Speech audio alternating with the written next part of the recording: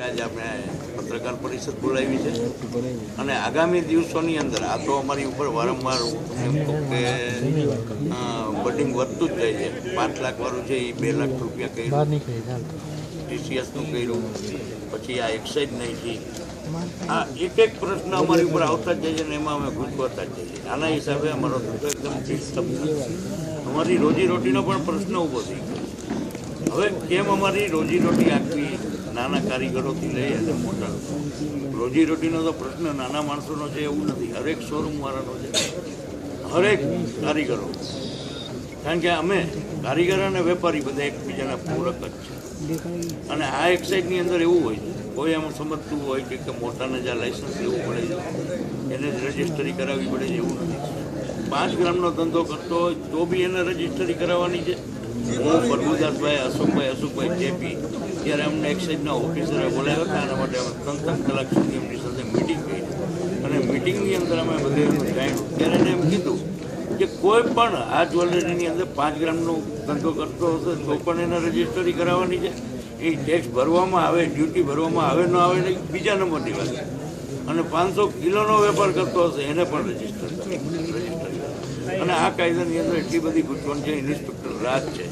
મોદી સરકાર જ્યારે એમ કહેતી હોય કે હું ઇન્સ્પેક્ટર રાજ ખતમ કરવા માંગુ, અમારી ઉપર તો ઇન્સ્પેક્ટર રાજ દિન પ્રતિદિન વધતું જાય છે. આ જોગવાઈની એક્સાઇઝની અંદર અમને મારવાની પણ સત્તા, અમને જેલમાં પૂરવાની પણ સત્તા છે, અમને રિમાન્ડ લેવાની પણ સત્તા છે, અમારી દુકાન સીઝ કરવાની પણ સત્તા છે, અમારો માલ સીઝ કરી લઈ જવાની પણ સત્તા છે. તો આ ઇન્સ્પેક્ટર રાજ કેવડું છે? અમારી તો કોઈ વાત જ નહીં સાંભળવાની.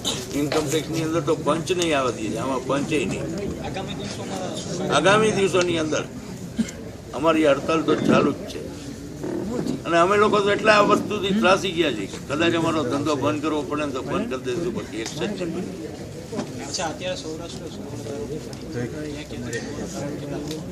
ઓલ સૌરાષ્ટ્રમાંથી નાના કચ્છ, સૌરાષ્ટ્ર, કચ્છ અને સૌરાષ્ટ્રના તમામ વેપારીઓ આવેલા.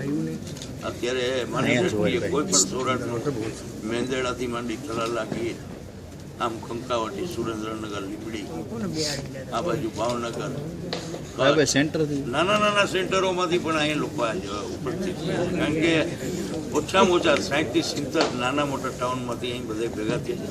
અને એક અમારું આ એક સંગઠનને અમે પ્રદર્શન આજે કરવા માંગીએ.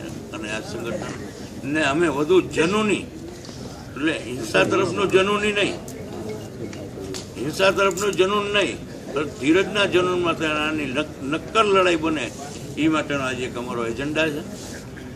અને જનૂનથી આનો સામનો કરવો છે. જનૂનથી અમારી રજૂઆત આપના દ્વારા અમારે પહોંચાડવી છે. અમે હિંસક ક્યાંય થવા માગતા નથી, હિંસક થતું પણ નહીં. અને આજે એક વસ્તુ અમે જે ફેસ કરી રહ્યા છીએ, અમે જે સહન કરી રહ્યા છીએ એ અમારું જ મત જાણે. આગામી દિવસોની અંદર કદાચ સુવર્ણકારોને આપઘાત કરવાનો વારો આવશે, કારીગરોને પણ આપઘાત કરવાનો વારો આવશે. અને ઇન્દોરની અંદર આપઘાત આજે થયો. 2 દિવસ પહેલા એક બંગાળી દરબારગઢ પાસે આ ધંધાની ચિંતામાં એના રસ્તા ઉપર ઇબ્રાહિમ કરીને હતો, એને એટેક આવી ગયો અને એ સ્પોટ ગયા. કારણ કે એ આ ધંધાની જ વાત કરતું કે હવે આપણે શું થશે, મારા તો બાયડી છોકરા અહીં છે. હવે નાના કારીગરોને જો એટેક આવવા માંડ્યા હોય તો ગવર્મેન્ટને અમારા માટે કંઈક ને કંઈક પોઝિટિવ વિચારવું છે. અમારી લાગણીને થોડું માન આપવું. અમે ટેક્સ ભરવામાં ક્યાંય પણ નારાજગી નથી. અમારી ઇન્ડસ્ટ્રી મોટામાં મોટો ટેક્સ ભરે. ઉભા રહેજો, વાત કરવી.